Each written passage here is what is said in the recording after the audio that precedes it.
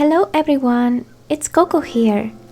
Today I am bringing you a video that is the result of 2 years trying to become more knowledgeable about watercolor, color theory and pigments.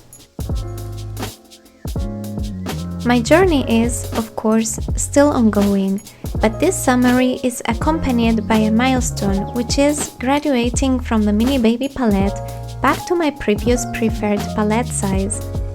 I will tell you more about this process in a minute. Before that, I want to give a shout out to my patrons for making it possible for me to experiment with these audiovisual endeavors with their support. I am grateful to be able to spend some time making videos this summer, and I hope that you will enjoy watching them. And now, story time! In early 2020, I started to research giclée printing and the difference between pigment and dye ink printing, which I will make a video about in the future, and how these differences affected the longevity of my printed artworks. This was happening at the same time as I was starting out my in-depth journey of research about paint, and specifically watercolor paint. As I had to let go of a lot of colors from my palette, including some of my favorite, I was feeling a bit disoriented with traditional media and rather focused on learning other aspects of color theory with my practice on digital media, such as painting on the iPad more often. Last year, in late 2021, I made an effort to determine what colors I consider to be my essentials. After I had gathered which one those colors were, the mini palette was born. I put all of the colors in an empty white nights case that I had bought in a very cute purple color, and then I stuck to using this for the rest of the year. The selected colors were the ones that I am swatching on the screen. I will list them all in the description. Eventually, as this was just an experiment, and my goal was for practice to prove my theory wrong, I started needing more colors. My chosen greens were not enough, so during the summer, foreseeing the palette expansion that might happen later on, I bought dot cards of different brands and performed lightfastness tests on each of them to figure out what colors I would buy if I were to upgrade my palette when I was ready.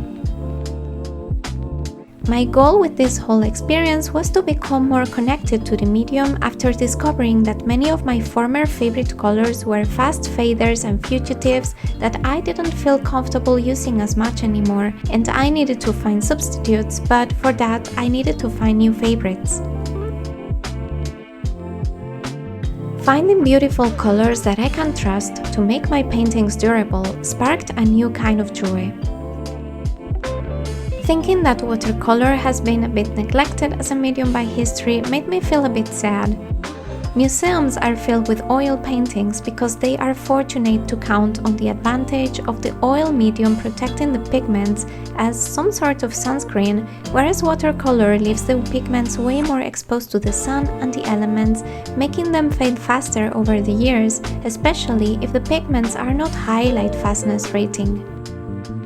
Finding long-lasting colors is definitely possible, and the process of testing your paints and waiting for months to see your results does make you feel like a witchy character finding the most special ingredients for their potions.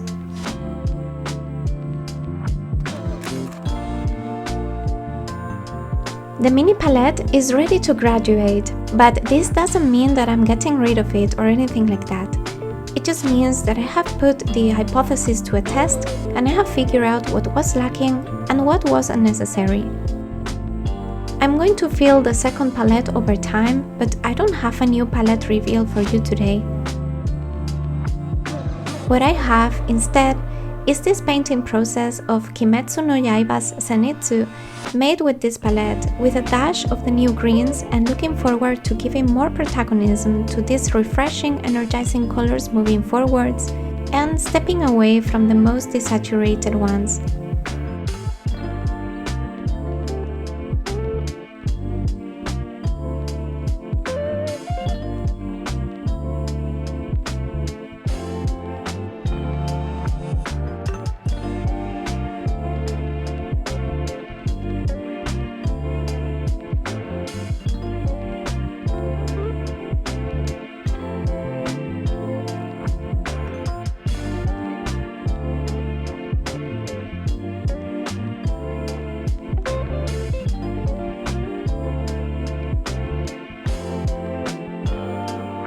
The next stage of my watercolor journey starts today with this painting, and I don't want to rush any of the steps. I am okay with keeping empty placeholder pans for a while. There are some types of paints that I am unsure if I want to incorporate into my artworks yet. Paints that are iridescent or granulating or duochrome can look very attractive on swatches, but I need to be sure that I want to paint with them often enough to make them a permanent part of my palette. Because now I have the dot cards by my side, I can try them out from time to time and see if they can blend well into my art, and then consider buying the full size.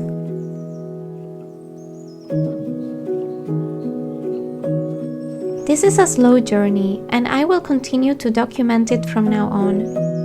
I will try to spend as much time as I can during August prioritizing painting and reconnecting with watercolor.